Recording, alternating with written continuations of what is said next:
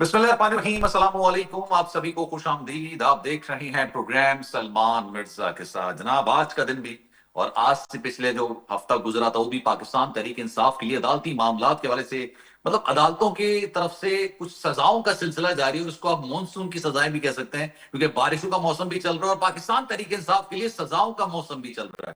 آج رانا ثناءاللہ کے گھر جنا کے الزام میں جو فیصلہ آباد میں ہے، اس میں جو 3 پاکستان تحریک انصاف کے رہنما ہیں، بلکہ 3 سے زیادہ رہنماؤں کو باقاعدہ طور پر سزا سنا دی گئی ہے۔ زرداج گل بھی اس میں شامل ہے، اس میں عمر ایوب بھی شامل ہے اور شبلی فراز بھی شامل ہے۔ اچھا، زرداج گل کے حوالے سے یہ کہا جاتا ہے کہ جناب زرداج گل اس وقت وہاں پر موجود نہیں تھی، لیکن تب بھی نہ صرف ان کو نامزد کیا گیا بلکہ ان کے خلاف سزا سنا دی گئی۔ اس کی ایک توجہ یہ دی جاتی ہے، اس کی ایک وجہ یہ دی جاتی ہے کہ جناب یہ جو زرداج گل صاحبہ تھیں، یہ اکسا رہی تھی غالباً لوگوں کو کہ وہاں پر جائیں اور وہاں پر جا کے جس طرح کا اپنا احتجاج ریکارڈ کرانا ہے یا جو بھی قانون کو اپنے ہاتھ میں لینا ہے، اس طرح کے معاملات کی انسٹرکشنز زرداج گل صاحبہ دے رہی تھی، اس لیے ان کو بھی نامینیٹ کیا گیا، ان کو نامزد کیا گیا اور پھر اس کے بعد آج ان کو سزا سنا دی گئی۔ اگر عدالتوں کی بات کریں، جس پر پاکستان تحریک انصاف کے اکثر رہنما اپنی پریس کانفرنس کے اندر یہ بات کہتے ہوئے نظر آتے ہیں کہ جناب ہمیں عدالتوں پر بھروسہ نہیں ہے، تو پچھلے ہفتے ایک بہت بڑی خبر آئی تھی۔ اس وقت جب کراچی میں بارش ہو رہی تھی، اسی وقت ایک عدالتوں سے یہ خبر بھی آئی کہ عمران خان پہ جتنے بھی مقدمات ہیں سب میں سے ان کی ضمانت منظور ہو گئی ہے، صرف ایک کیس کو لے کے، وہ القادر ٹرسٹ والا کیس ہے، اس میں ان کی ضمانت رہ گئی ہے، باقی چیزوں میں ان کی ضمانت منظور کر لی گئی ہے۔ اب ان کا قانونی سٹیٹس کیا ہے؟ یعنی وہ اس وقت جیل کے اندر ہے، سزا یافتہ ہے، ان کو عدالتوں کی طرف سے سزا ملی ہے، لیکن تمام ضمانتیں منظور ہو گئی ہیں۔ تو کیا اگر القادر ٹرسٹ کیس میں بھی ان کی ضمانت منظور ہو جاتی ہے دین ہی از فری ٹو گو، یہی سمجھا جائے؟ کیونکہ قانونی سٹیٹس کیا ہوگا اس پر بھی آج بات کریں گے۔ اور اگین پاکستان تحریک انصاف کی جو اندرونی پارٹی کے معاملات ہیں وہ ٹوٹ پھوٹ کا شکار نظر آ رہے ہیں۔ سلمان اکرم راجہ صاحب نے آج یہ بات بول دی ہے کہ جناب میں کل ملوں گا، ملاقات کروں گا قائد سے، اور اس کے بعد شاید پارٹی سے خود کو علیحدہ کر لوں۔ کل ان کی بہنیں بھی ان سے ملنے کے لیے جا رہی ہیں۔ پھر ضمنی انتخاب کا معاملہ نظر آ گیا۔ اچھا، میں اکثر اپنے پروگرامز کے اندر یہ بات اکثر و بیشتر یہ بات مینشن کرتا ہوں کہ پارٹی لیڈر چلاتا ہے۔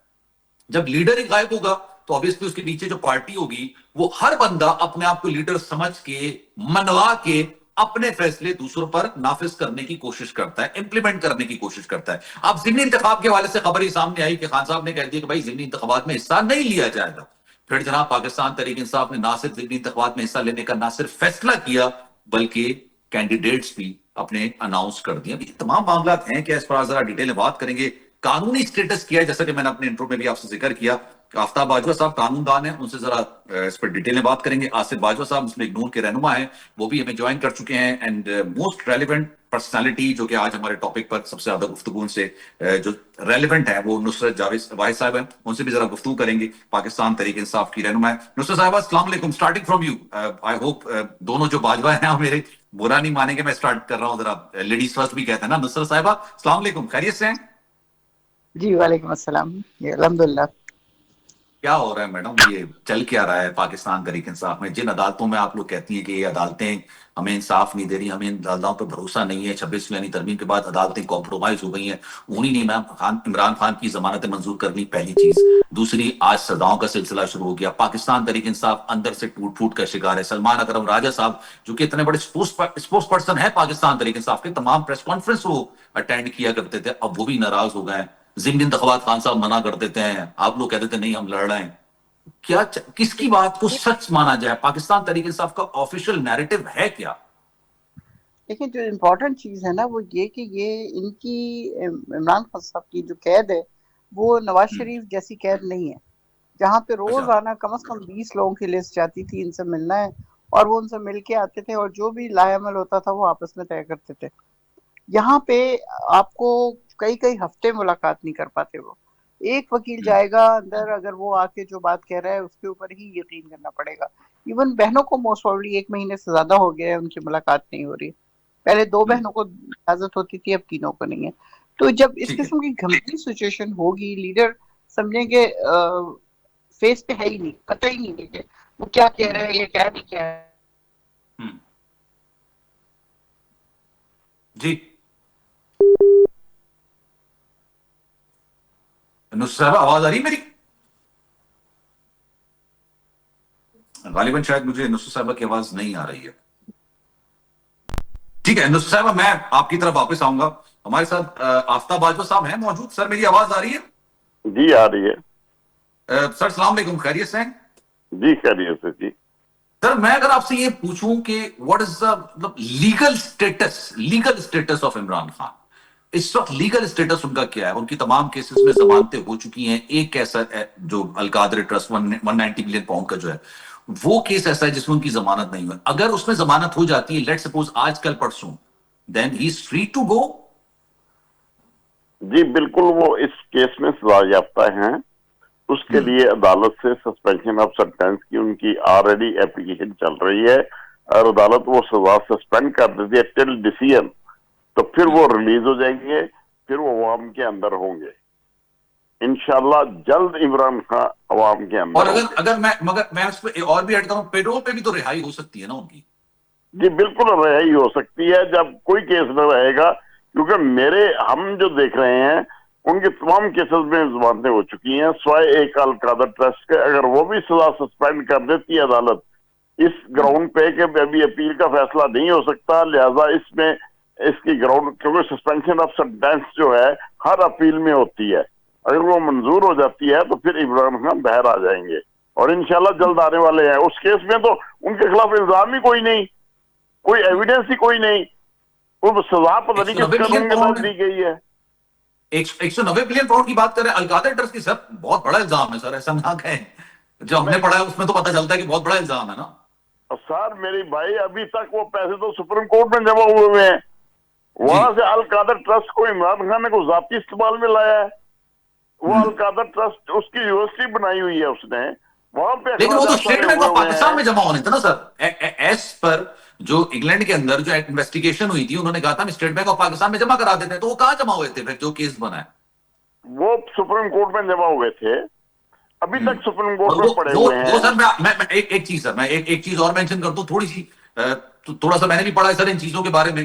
وہ اس لیے جمع ہوئے تھے کیونکہ جن شخصیت کے خلاف انگلینڈ کے اندر کارروائی ہوئی تھی، انہی شخصیت کے خلاف پاکستان کے اندر سپریم کورٹ کی طرف سے کہا گیا تھا کہ آپ اتنی مالیت جمع کرائیے. یہ ان کو سزا دی گئی تھی ایک طریقے سے، اور وہ پیسے اسی حساب سے جمع ہو گئے تھے.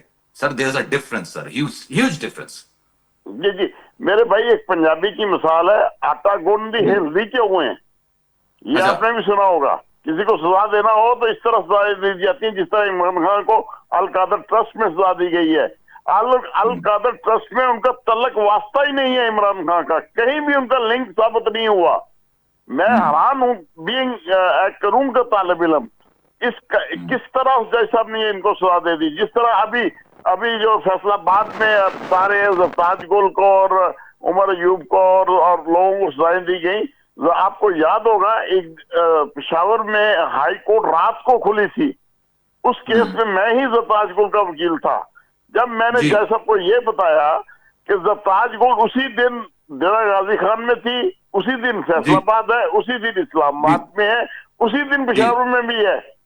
اب یہ بتائیں ایک شخص ایک ہی وقت میں 4 شہروں میں ہو سکتا ہے؟ کیا اس کے پاس F-16 تھا جس پہ یہ آ کے اس نے ڈیرہ غازی خان میں خطاب کرنے کے بعد فیصل آباد خطاب کیا، پھر اس نے اسلام آباد خطاب کیا، پھر پشاور میں خطاب کیا؟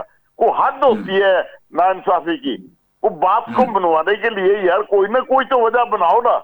یہ جو قانون اس وقت جو جی ایچ کیو سے فیصلے، اب سوری میں نے جی ایچ کیو نام لے لیا، ادارے جو ہے جس طرح سے یہ سزائیں دلا رہے ہیں، میں نہایت ہی افسوس کے ساتھ کہوں گا. میں کاروائی سے یہ الفاظ حذف کر دوں اگر آپ بولیں تو.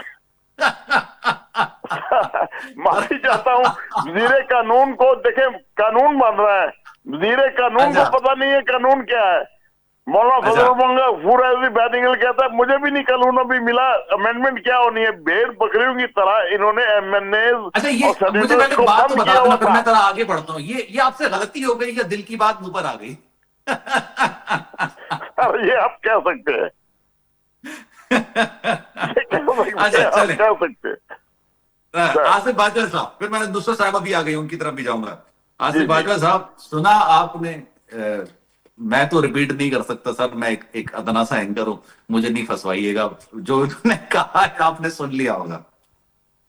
سر اچھا، آپ کی رائے. عرض کروں. میری رائے پہلی یا بات تو نصرت بی بی کی رائے چاہ رہے ہیں؟ میں عرض کروں، باجوہ صاحب بڑے سیزنڈ پولیٹیشین ہیں، بڑے سیزنڈ اور سینئر وکیل ہیں، اور بڑی شفقت کرتے ہیں، مجھے چھوٹا بھائی بھی کہتے ہیں. تو میں عرض کروں باجوہ صاحب، یہ یہاں پر جو بھی ان کے وکیل ہوں گے اس کورٹ میں جہاں سے چیئرمین پی ٹی آئی کو سزا دی گئی، اس میں پراسیکیوشن کے بھی وکیل تھے اور اکیوز سائڈ کے بھی وکیل تھے. دونوں طرف سے انہوں نے اپنی ایویڈنس پیش کی. یہ ڈیفنس میں گئے، انہوں نے ڈیفنس میں وٹنس پیش کیے. انہوں نے سارا through proper channel according to C R P C یہ ایک سسٹم اڈاپٹ ہوا اور ایک کمپیٹنٹ کورٹ نے ان کو سزا دی ہے. اور یہاں پہ میں تو کہہ سکتا ہوں کہ یہ سارے کیس دیکھیں، اگر کسی بھی شخص کے حق میں کوئی فیصلہ جاتا ہے تو وہ کہتا ہے بہت اچھا فیصلہ ہوا ہے. جب کسی بھی دوسرے شخص کے خلاف جاتا ہے کہیں بھی، چاہے سول عدالت ہو، سیشن کورٹ ہو، ہائی کورٹ ہو، سپریم کورٹ ہو ایون، تو جس کے خلاف ہوگا وہ اس کو ایکسیپٹ نہیں کرتا، اس کو ایڈمٹ نہیں کرتا. تو یہ ایک سسٹم ہے، روٹین میں لوگ بات کرتے ہیں. تو بات یہ ہے کہ یہ کہہ دینا کہ صرف ایک ہی مقدمہ رہ گیا ہے، یہ ایک ہی دیکھیں، اگر یہ بانی پیٹی کے خلاف زیادہ مقدمات تھے تو ان زیادہ میں ان کی سزائیں معطل ہو گئیں، ان کو بیل مل گئی. تو یہ تو اس میں تو وہ کنوکٹڈ پرسن ہے، سزا یافتہ ہے، نمبر 1. نمبر 2، اب بات کرنی ہے کہ کیا آپ کس طریقے سے بانی پی ٹی آئی کی رہائی کی بات کرتے ہیں.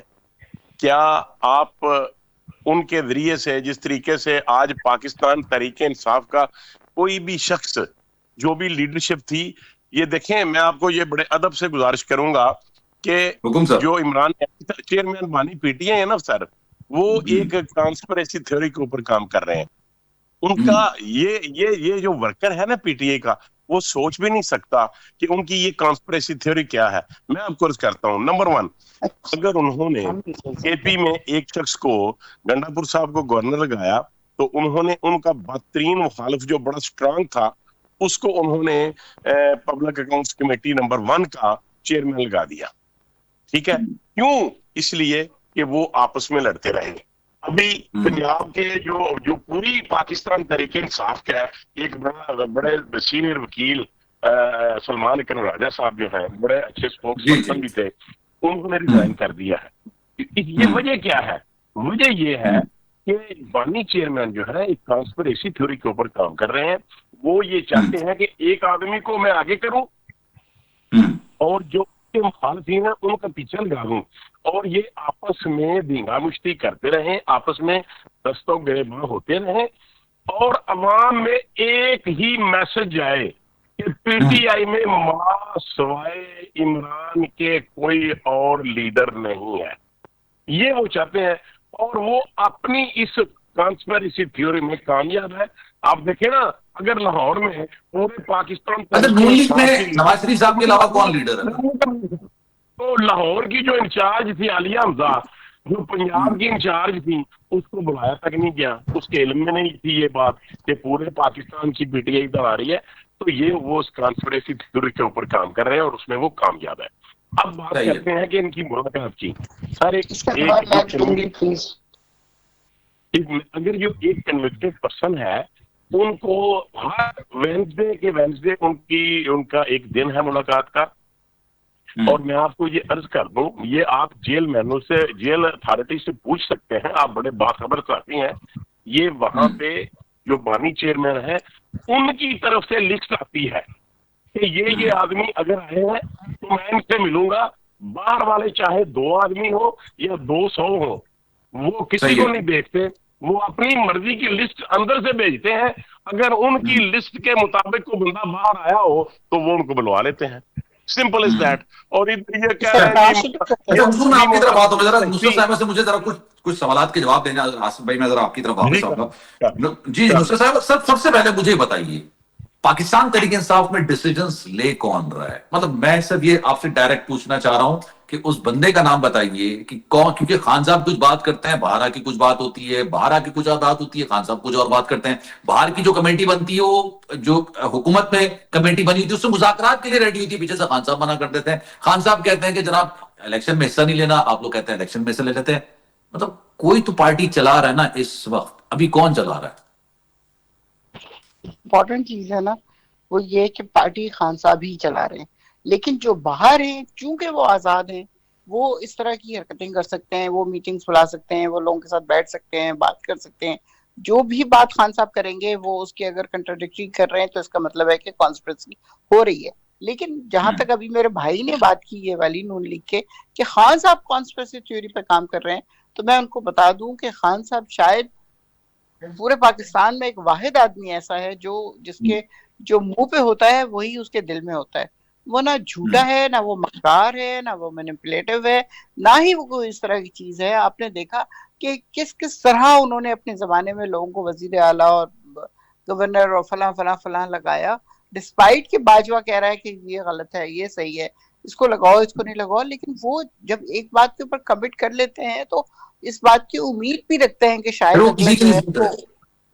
تو وہ آپ کی آواز بہت پھٹ رہی ہے. تو میں نے وہ کہا اس پھر میں وہ یہ کسی کی ہوتا نہیں ہے، سنتے سب. نہیں سمجھ آ رہی، بہت پھٹ کے آ رہی ہے آواز آپ کی. اچھا نصرت صاحبہ، میں تھوڑا سا آرام سے بولنے کی کوشش کرتا ہوں تاکہ آپ کو تھوڑا بہتر طریقے سے سمجھ آ جائے. آپ کو پتا ہے جی پاکستان میں جی جی بارشیں کافی زیادہ ہوئی تو وہ جی اس وجہ سے تھوڑا سا نیٹ ورک کا ایشو بھی آ رہا ہے.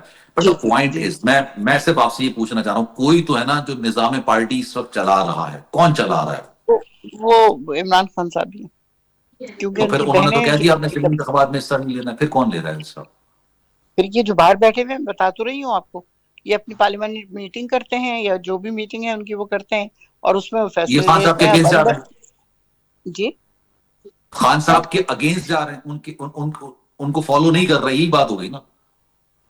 کافی حد تک جو یہ چیز ہے کہ فالو نہیں ہو رہے. اب دیکھیں جس طرح سلمان اکرم راجہ کے پیچھے لگ جاتے ہیں یہ لوگ سارے کے سارے، وہ بیچارے پوری آنےسٹی کے ساتھ انہوں نے بہت سارے کیسز لڑے ہیں اور بہت اچھے طریقے سے لڑے ہیں. لیکن جب باہر بیٹھے ہوئے لوگ کسی کے پیچھے پڑ جائیں گے کہ یہ نہیں کرو اور یہ کرو اور ایسے نہیں بولو اور ایسے نہیں بولو، تو وہ سیاستدان نہیں ہے، وہ اچھے وکیل ہیں.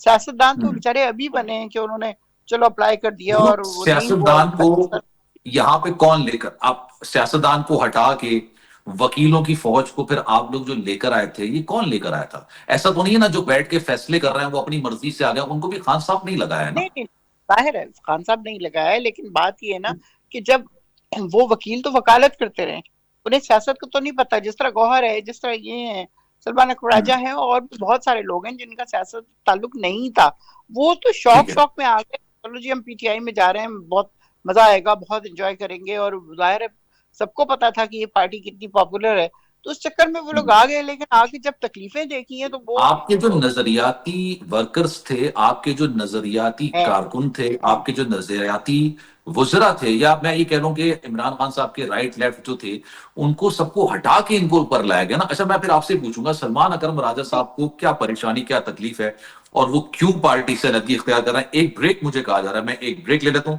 واپس آئیں گے، یہیں سے گفتگو کا سلسلہ آگے بڑھائیں گے کہ جناب آگے کیا ہونے جا رہا ہے، کیا معاملات ہونے جا رہے ہیں.